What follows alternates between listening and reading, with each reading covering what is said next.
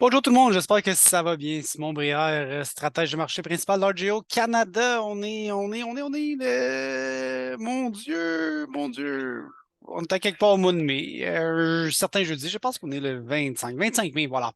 Je fais un petit survol des marchés avec vous, économie, je regarde, bon, cette semaine, on a eu le résumé du procès-verbal de la dernière réunion de la Réserve fédérale, on appelle ça le FOMC. Certains points que j'avais notés, beaucoup d'incertitudes quant aux nouvelles hausses de taux. On se demande, on arrête-tu? Est-ce on continue, on arrête, on augmente les taux encore?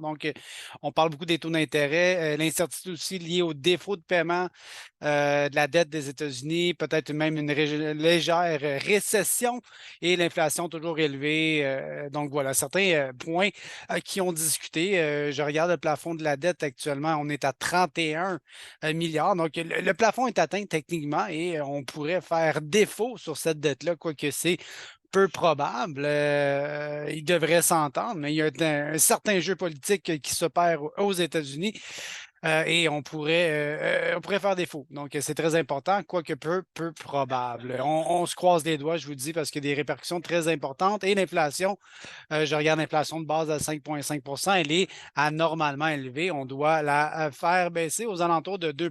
Donc, on a encore beaucoup de chemin à faire pour atteindre nos objectifs et même les hausses de taux. Quand je regarde aujourd'hui aux États-Unis, on est à 5,25 et pour le mois de juillet, donc ça vient vite. Tu sais, on parlait qu'il va y avoir des baisses, des baisses, des baisses, puis finalement, d'ici le mois de juillet, je me rends compte qu'il y a plus de probabilité de hausse. Donc, on pourrait être une hausse de 25 points de base, même une hausse de 50 points de base d'ici le mois de juillet.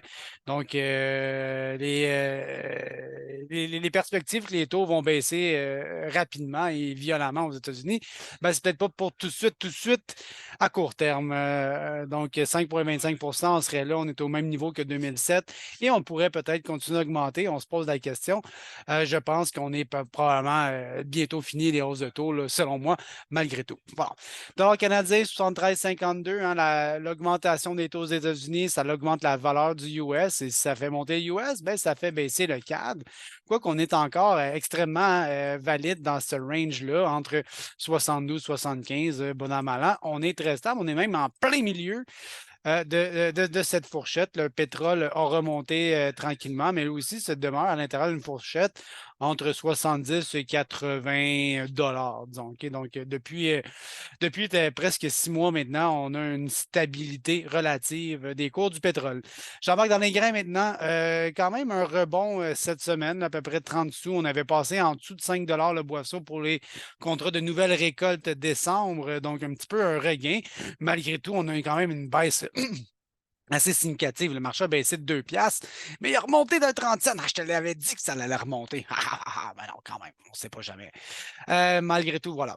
Donc, je sépare souvent les prix de trois manières, un peu de trois actes. Il y a un peu la hausse printanière. Ensuite de ça, le marché a tendance à casser quand les météos se confirment, les rendements se confirment et bon, la récolte va somme toute bien et un petit peu plus de stabilité rendue à l'automne, puis peut-être un regain de l'utilisation. Donc, acte 1, acte 2, acte 3, c'est comme une pièce de théâtre.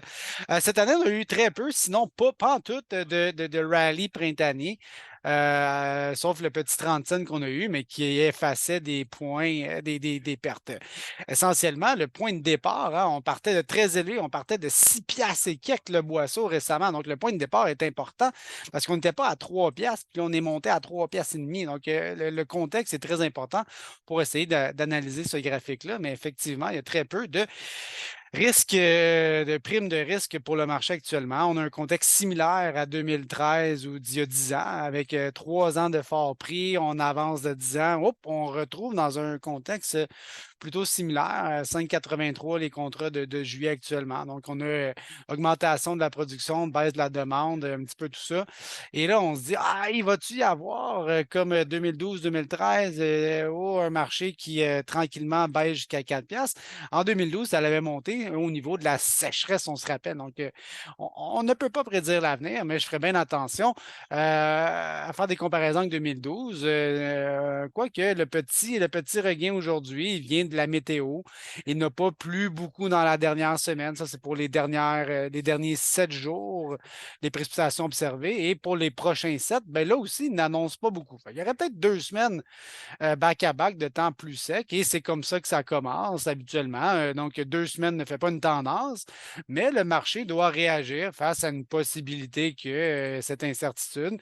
Et là, en 2012, on avait vu les prix monter et 2013, ben, c'était sur une longue pente descendante. 2023, on verra de quoi ça va avoir l'air, mais pour le moment, je regarde ça attentivement et je fais très attention de ne pas trop faire d'amalgame avec 2012 parce que 2012, on a une baisse de rendement quasiment du jamais vu, une baisse de 20-30 du rendement, alors que les tendances ne suggèrent pas des aussi grandes variations. Donc, miser sur un scénario de sécheresse exceptionnelle cette année est très peu probable. C'est comme dire que les Maple Leafs de Toronto vont gagner alors qu'ils perdent 6-0 en troisième période. C'est pas impossible, mais c'est peu probable. Voilà, tant que la game n'est pas finie. Donc, bon, oui, un petit peu de statistiques au niveau du coût de production. Je trouve ça important de le mentionner. Au niveau, je regardais ici, c'est une récolte qui va coûter cher, hein, les semences, les fertilisants, la machinerie, aussi les terres vont coûter plus cher avec la hausse des taux d'intérêt et justement beaucoup d'endettement. Tu sais, je regarde ça du coin de l'œil, 98. C'est des millions de millions. Donc, disons, je vais aller de 98 à 129, quand même une hausse de 30 de l'endettement au niveau des fermes. Ça, c'est en 2021. Fait qu'en 2023, ça doit être quand même beaucoup plus élevé que ça. C'est pas bon, c'est un scénario qui va faire attention puis prendre garde au niveau de la mise en marché. Bon, parce que c'est une récolte qui va coûter excessivement cher à produire cette année. Donc, je vous laisse là-dessus, mes amis. Bonne réflexion sur vos plans de mise en marché. La bourse, elle est en constante évolution, je vous dirais. Alors, voilà, je vous dis bonne journée et à bientôt. Bye bye.